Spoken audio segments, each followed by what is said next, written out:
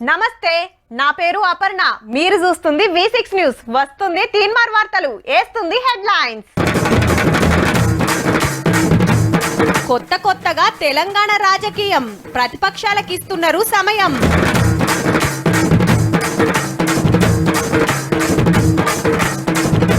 Hyderabad శివార్ల sand Bazar, అగ్వకు supply చేస్తున్న సర్కార్.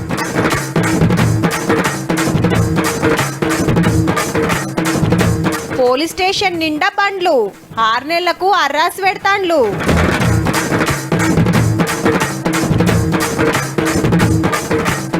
Pay cotton పట్టించిన డ్రోన్, బయట సిట్టింగ్ వేసిన పరిశాన్. ఇప్పుడు జమానా ఎట్లున్నదంటే, ఒక పార్టీ లీడర్ ఇంకో పార్టీ లీడర్ను కలిస్తే కథం, ఇక పక్క పార్టీ మారుతాడు, కండువా మారుస్తాడు. అందుకే కలిసిండని పుకారు పుడుతూనే ఉంటది. పూసుక్కున ముఖ్యమంత్రి గారి ఇంటికి పోయానా అంటే పార్టీ లెక్కలకెళ్ళి ఆయన తీసేసుడే. అంతకు మునిపేమో గాని తెలంగాణ వచ్చినాకైతే తరిక గిట్లనే ఉన్నదబ్బా. అయితే మీరు మంచిగా నజర్ వేసిండ్రో లేదో, ముఖ్యమంత్రి సార్ను ప్రతిపక్షం ఎమ్మెల్యేలు మునం పెట్టి కలుస్తున్నారు. అందులో బీఆర్ఎస్ వాళ్ళే ఎక్కువ. Kukatpally Madhavaram Krishnarao sir, Medchal Mallareddy sir, Malkajgiri Rajasekhar Reddy sir, Secunderabad Padmarao sir వినతి పత్రాలు ఇచ్చి అలా ఇలాకాల డెవలప్మెంట్ కోసం ఏమేం కావాలనో అడిగితే తప్పకుండా చేస్తామన్నారు రేవంత్ రెడ్డి సారు. పద్మారావు గారు వచ్చిండ్రు. ఆయన నియోజకవర్గానికి సంబంధించిన కాలేజీలు, ఇతర నిర్మాణాలకు సంబంధించిన నిధుల గురించి వచ్చిండ్రు. అక్కడికక్కడనే నేను ఆదేశాలు ఇచ్చి ఎంబడే ఆ పనులను మొదలు పెట్టండి అని చెప్పిన. చిన్న సీఎం బట్టి సార్ని కూడా కలుస్తున్నారు.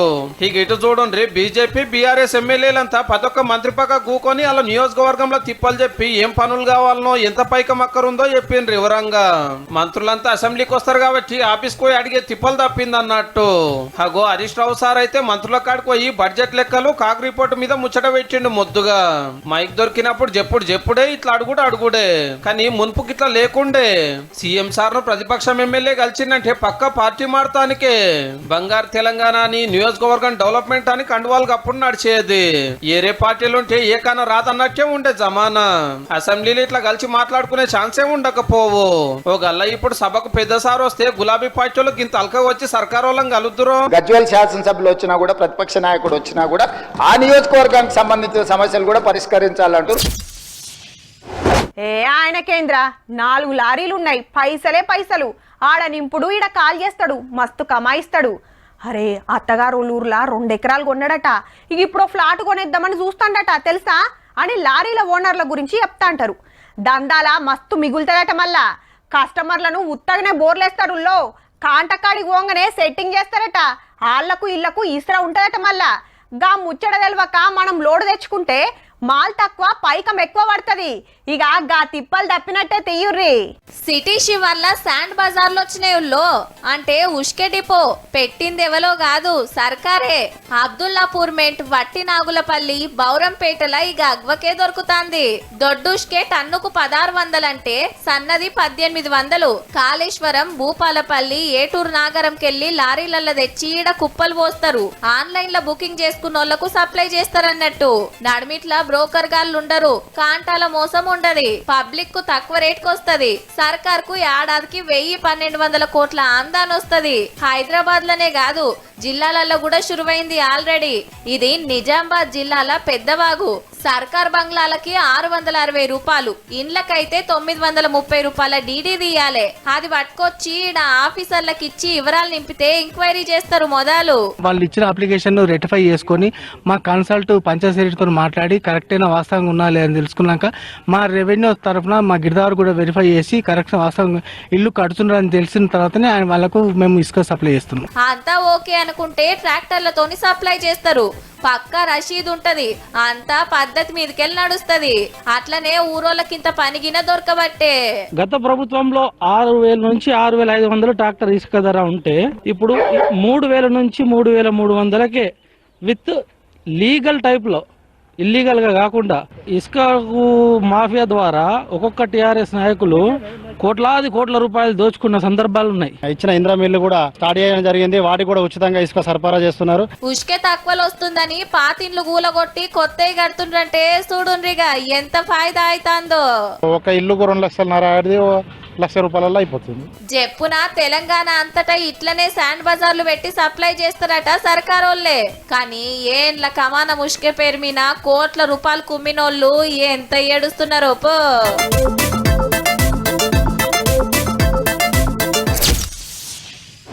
పేపర్ లాయ్యాలో వార్త చదివినబ్బా, కళ్ళుతోటి వైన్ తయారు చేస్తారట. మనకు తెలిసినంత వరకు అయితే పండ్లతోటి చేస్తారు. అయితే జర్మన్ దేశంకి వెళ్ళి ఓ కంపెనీ వాళ్ళు వచ్చి మన సీఎం సార్ని కలిసిండ్రు.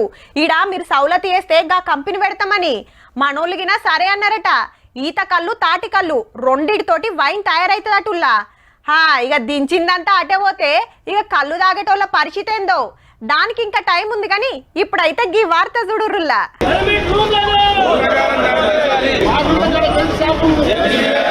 గదన్నట్టు వైన్స్ల కాడ పర్మిట్ రూములు కంట్రోల్ చేయాలి, బాలరన్ బతకనియాలనేది మనోళ్ళ డిమాండ్. మా దందాలు ఆగమైతున్నాయి, బాలరు మూత పడుతున్నాయి, ఎన్ని మాటల కంప్లైంట్ ఇచ్చినా మా గోసలు వినేటోళ్ళే లేరని బాధపడుతున్నారు ఓనర్లు. పర్మిట్ రూమ్ల కాడ రూల్స్ పాటిస్తలేరట. మరి 100 స్క్వేర్ మీటర్లు ఉండాలి, ఎలాంటి తినుబండారాలు ఉండకూడదు, ఎలాంటి టేబుల్ కుర్చీలు వేసి కూర్చోబెట్టేది లేదు. కాబట్టి వైన్స్ వెనకాల రేకుల షెడ్ వేసి కుర్చీలు బెంచీలు వేసి పురుసత్గా సిట్టింగ్ నడుస్తుంది. చుడువా బొడువా బోటి గీటి చేపలు గీపలు ప్రతి ఒక్కరు దొరకబట్టే. బాలరకు వైన్స్లకు 40-50 రూపాయలు ఫరక్ ఉంటది ఒక్క బీర్ మీదనే. ఎర్రమందు తీసుకున్నా ఇంతే. గంత పైకం పెట్టి ఆడదాగే బదులు అగ్వల ఈడేస్తే కాదా అని గిరాకంతి ఇటొచ్చే వరకు మనోళ్ళు ఈగలు చూపుకునే కథ అవుతుందట. మా బార్లకు వచ్చే నాదురు లేడు. బెల్ షాపులు గల్లీ గల్లీకి పెడుతున్నాయి, గల్లీల వాళ్ళు అమ్ముకుంటున్నారు 24 గంటలు. మా బార్లకు ఎలా వస్తారు కస్టమర్లు? కిరాణా షాప్లో పోయినా అదే, హోటల్లో చూసినా అదే, ఇంటి పక్కల అదే. గిట్లయినాక ఇక మా బాలరకు ఎవరు వస్తారు అనేది వీళ్ళ బాధ. అందుకే హైదరాబాద్ లో ఆబ్కారీ ఆఫీస్ ముంగట గిట్లా నిరసన చేసి మళ్ళొక పారి ఫిర్యాదు అయ్యన్రు. ఏ ఏడమ్మితే మనకేంది, ఏడదాగితే మనకేంది, సరుకు అమ్మిందే లెక్క అని ఆఫీసర్లు అనుకుంటున్నారేమో పో.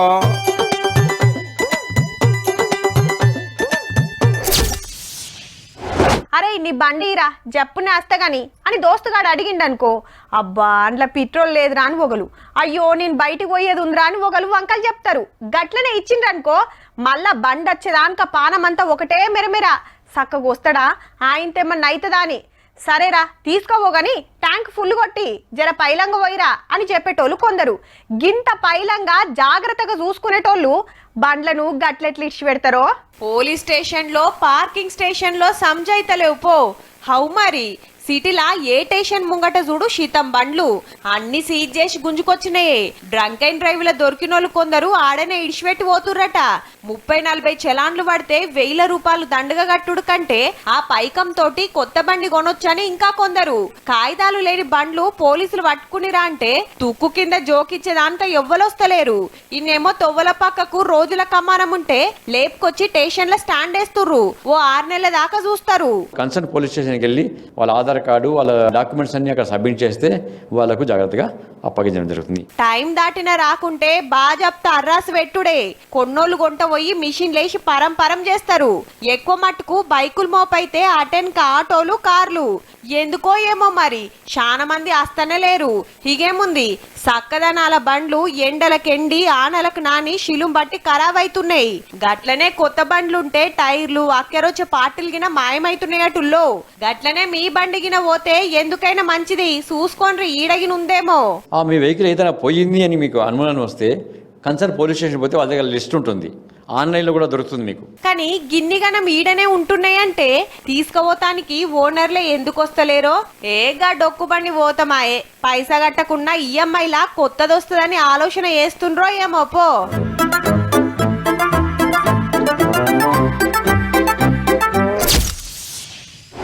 మనోళ్లకు ఆట అనగానే ఏమైనా క్రికెటే యాదొస్తుందబ్బా.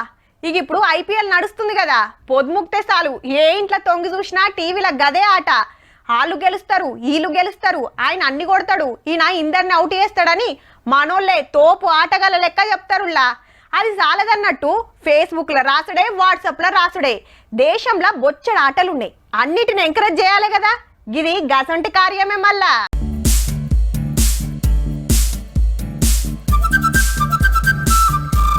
రైట్ ఉట్టిగా కానీ సాలరు అరేవా పొన్నం సార్ ఫోజు మస్తున్నది ఫోన్ రే. ప్రసాద్ సార్ ఈయన సయ్యన్నట్టే నిలబడ్డాడు. ఇటు మంత్రి అటు స్పీకరు ఇద్దరు చూసిన వాళ్ళు చిన్నగా మురుసుడు కాదు. రేపటి నుంచి ఇక 118 మంది శాసనసభ్యులు స్పీకర్ గారు బ్లాక్ బెల్ట్ హోల్డర్ అని గమనించుకోవాలి. హైదరాబాద్ గచ్చిబౌలి స్టేడియంలో కరాటే పోటీలు నడుస్తున్నాయి. దేశం అంతటికెళ్ళి 1500 మంది వచ్చిండ్రు. జాతీయ పోటీలు మళ్ళా ఒక్కొక్కరు పర్ఫార్మెన్స్ చూడండి ఎట్లున్నాయో.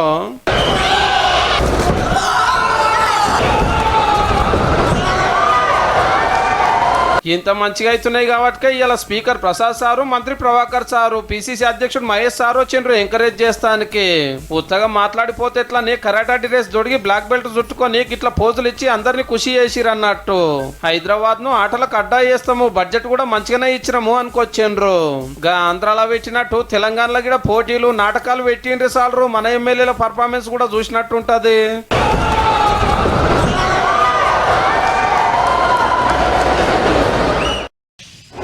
అబ్బా మా ఇంటికాడ వద్దురా నాయన, మా మేడం చూశానంటే చీపురు కట్ట తీస్తుంది రో. అరే మంచిగా మా బాయికాడికి పోదాం పారా, ఆడైతే ఎవ్వరు ఉండరు బిందాస్. మా బంగ్లా మీద కూకుందాం రా, ఎవ్వరు చూడరు, ఏం చేసినా చెల్తా. అబ్బో వద్దురో, ఇంత మీ అయ్య గిట్లా కనిపెట్టానంటే ఈ చింతపండు చేస్తాడు మళ్ళా అని మనోళ్ళు కొత్త కొత్త తావులు దేవులాడతారు. అంత మంచిగానే ఉంటది. అటెన్ కా గిట్లా కావచ్చు సుమా. అటుకెళ్ళి కారు రయ్యనూరుకొచ్చి మలుపు తీసుకొని డాగుడే ఆల్చం. దెబ్బ దిగిర్రు, లారీని రౌండ్ అప్ చేసిర్రు. కొందరు మీదికెక్కితే హే ఇల్లు కూడా మన బాపతోళ్లే కావచ్చు అనుకున్నట్టున్నారు. కానీ వచ్చింది 4వ సింహాలు. మరి మనోళ్ళు లారీలో ఏం కమాయి చేస్తున్నారో ఎరికేనా? పరాకతిగా పత్తాలాడుతున్నారు. పాపం పడనోడ కూడా పోలీసులకు చెప్పిండు అనేరు. డ్రోన్ కెమెరాలో చూసుకొచ్చిండ్రు. ఆంధ్ర పోలీసులు టెక్నాలజీని పొట్టు వాడుతున్నారు. విజయనగరంలో గాలికి డ్రోన్ కెమెరాని పంపితే లారీలు అడ్డబెట్టిరని చూసి వచ్చి పట్టుకపోయిరు అన్నట్టు. ఇక ఎటు చూడండి, పచ్చటి పొలాల పక్కకు కొబ్బరి చెట్ల కింద సిట్టింగ్ లేచిరు ముద్దుగా. ఇంత డ్రోన్ కెమెరాకు దొరికిండ్రు. అమ్మా మన పని అయినట్టే రాని బండ్లు వేసుకొని ఉరుకుడు. అయినా ఉత్తగానే పట్టేసిరు తూర్పుగోదావరి జిల్లా పోలీసులు. కాకినాడలో కూడా ఇంతే, రోడ్ల మీద మందు తాగుతుంటే గాల్లో తిరుగుతున్న కెమెరా కంట్లో పడ్డారు. గంతే 4వ సింహాలు రాగానే ఎటోళ్ళు అటు పరారు కావతుంటే పోలీసులు ఇడిచిపెట్టాలి. గిసొంటి నడమ షాన్నే అయినేవుల్లో ఆంధ్రాలో అంతటా డ్రోన్లు తయారుగా పెట్టిండ్రు. గాల్లోకి లేపంగానే ఏడేమైతుందో మొత్తం వీడియోలో అగుపడుతుంది. బయట పత్తాలాడ్냐, మందు తాగుతున్నా, ఆడోళ్ళని చిడాయించినా, కీసులాడ్냐 ఉత్తగానే తెలిసిపోతుంది అన్నట్టు. మస్తుందిలే. ఇక మత్తు ఏమో రేపు మన కాడ కూడా డ్రోన్ కెమెరాలు ఎగరేస్తారో ఏమో. మీరు గిట్లా దొరికారు జర పైలమే అన్నలో.